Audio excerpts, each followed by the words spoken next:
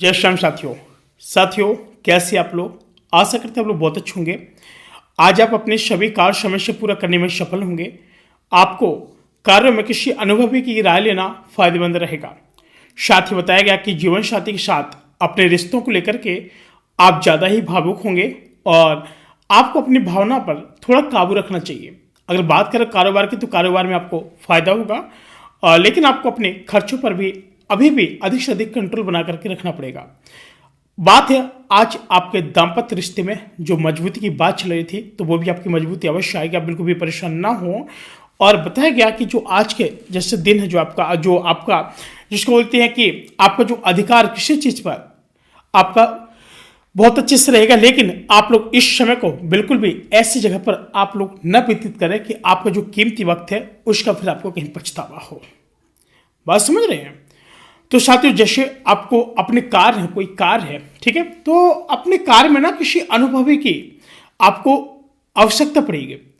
यानी हमारे बहुत सारे ऐसे भाई बंधु हैं मिथुन राशि वाले कि कभी किसी से पूछते नहीं है। उनको लगता है कि शायद हमने जो डिसीजन लिया है वो सही है। हम कह रहे हैं कि आप किसी बाहरी व्यक्ति की मत लो ना, बाहरी व्यक्ति की मत लो, लेकिन आपके जो परिवार है, घर परिवार है, अगर आप इनकी मदद लेंगे तो आपको अवश्य लाभ प्राप्ति होगी।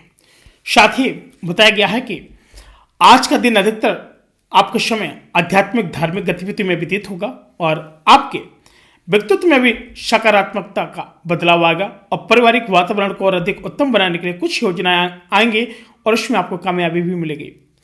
अगर बात करें नेगेटिविटी की, तो किसी भी मामले में अड़ना या जिद रखना आपके लिए उचित नहीं है। अपने व्यवहार में थोड़ा लचीलापन भी बना करके रखें और दूसरों के मामले में हस्तक्षेप ना करें तो ही अच्छा होगा। साथ ही हस्तक्षेप करना संबंध में कड़वाहट ला सकता है और प्रॉपर्टी संबंधी किसी भी कार्य में आप लोग अगर निवेश करने से पहले उसके संदर्भ में उसकी जानकारी आपको हासिल करना बहुत ही ज़्यादा अत्यधिक जरूरी है। बताया गया है कि कार्य क्षेत्र में महत्वपूर्ण जिम्मेदारी मिलेगी, कुछ लाभदायक परिस्थितियां भी बनेगी और पार्टनरशिप के व्यवसाय में आपसी सामंजस्य और कार्यशैली व्यवसाय के लिए उत्तम रहेगी। जॉब में बदलाव से जुड़े आपके कई सारे फैसले लेने से उस पर दोबारा विचार करने की आपको जरूरत है। साथियों, बताया गया कि आज पति पत्नी आपसी विचार विमर्श में कोई बड़ा निर्णय ले सकते हैं और परिवार के साथ कोई मनोरंजन संबंधित यात्रा भी आपकी संभव बनती हुई दिख रही है।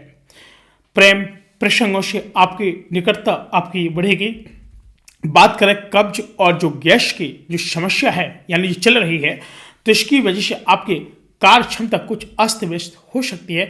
इसलिए किसी भी कार्य को करते समय आप लोग सरलतापूर्वक उस चीज़ को समझो और डॉक्टर की सलाह लें। इसके बाद ही आप लोग किसी भी चीज़ में आप लोग आगे बढ़ें तो आपको अवश्य लाभ प्राप्ति होगी।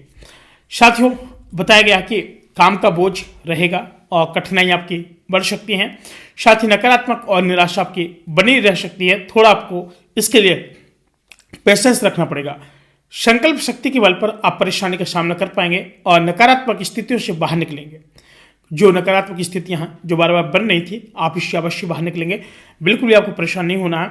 हम बात करें जैसे हमारे कैरियर है, ठीक है, अधिकांशतः जो हमारे भाई बंधु है वो राशि क्यों दिखते हैं? क्योंकि उनको पता है कि हमारा कैरियर ना बिल्कुल सही लाइन में नहीं जा रहा है। तो अगर कभी ऐसा लगता है, आपको फील होता है कैरियर को लेकर के, सिंपल से सिद्धांत है कि आप लोग कुछ नहीं, केवल एक हनुमान चालीसा का पाठ करना शुरू कर दीजिए।